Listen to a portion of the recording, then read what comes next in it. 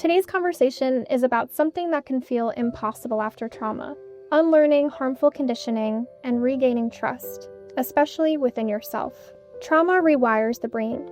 It shapes perceptions of safety, worth, and expectations from the world. It can convince survivors that certain things are true when in reality they were just survival adaptations.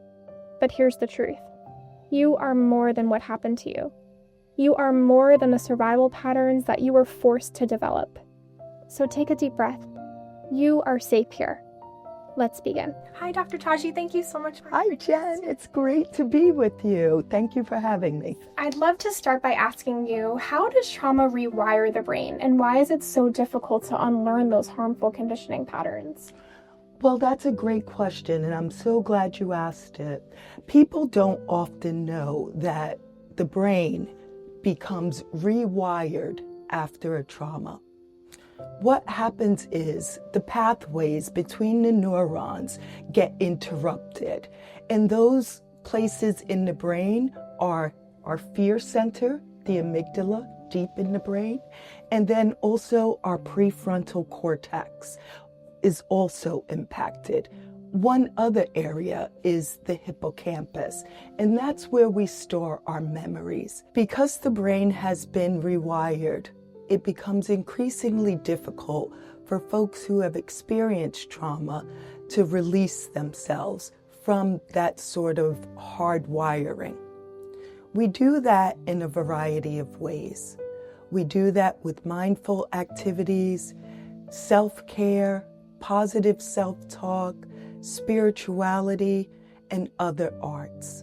Healing isn't about fixing yourself, but more so unlearning those harmful behaviors that we've been conditioned to learn. What does that process look like in practice? Well, in practice, Jen, what we often see is people develop core beliefs about themselves very early in childhood. We begin to know our lovability and our worth by our first experiences.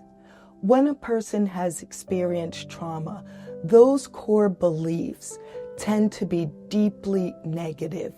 Their sense of worth is interrupted. They feel, this trauma has happened to me. How am I worthy of this life anymore? They ask, am I lovable? I've been beaten or bruised. Am I still worth someone's love? And I would say the answer is always yes. The greatest misunderstanding is that people believe these thoughts cannot evolve. However, there are numerous ways that you can pursue post-traumatic growth. One of them is by managing shame. Shame is the master emotion that often dictates our worth and lovability to us. The brain knows how to heal itself. It knows how to prune, to get rid of things that we no longer use. It also knows how to rebuild itself and reinvigorate the worth and sense of lovability a person feels. Oftentimes, our survivors feel resistant to healing. They feel like, I should be over this by now. How can they move forward without placing judgment on themselves? Thank you for asking that. One of the ways that you can begin to move forward in this society that just hurries people along, expects you to arrive at your goals without honoring the process. And so in the process, you begin with positive self-talk, understanding and accepting that you are a person made up of different emotions, feelings, talents, skills, and challenges, and being okay with them all. What is one simple step that someone can take today to start their healing journey? One of the most simple things that a person can begin to do as they choose to start on their healing journey is to consider thinking about the one thing in their life that they would like to change, and then rewriting it, beginning with the first step, the middle, and the ending. Setting simple goals for yourself allows you to feel your power again. So once they have that goal in mind, what would you say is the next step after that? The practice of healing requires consistency, patience, and self-love. And so to pursue those things, I always encourage people to develop a practice of meditation and mindfulness. Both of those allow you to stay grounded, present, and forward-thinking. It releases you from the thoughts of the past and worries about the future. What is one simple step that someone can do today to start their healing journey? I'm so glad you asked this because that's really simple. Pick one belief, just one, that you would like to change and rewrite your story. You begin by setting the goal, defining the middle, and then the ending, and realizing that you are accomplished. Why do you think trust is so important as human beings? Trust is essential. Trust allows us to have a sense of safety and a sense of belonging.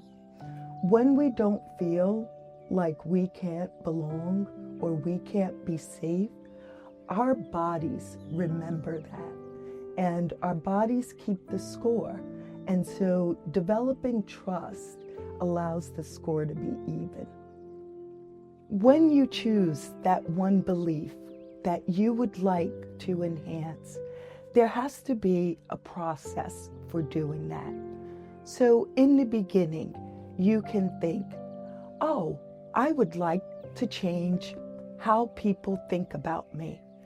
And so some positive self-talk could be, people like to help me. People are available to help me. People are willing to help me. Initially, your brain may want to give you negative self-talk.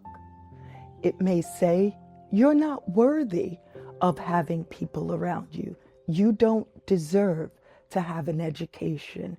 You don't deserve happiness. However, when you're rewriting that story, you get to say, I do deserve happiness. I do deserve an education.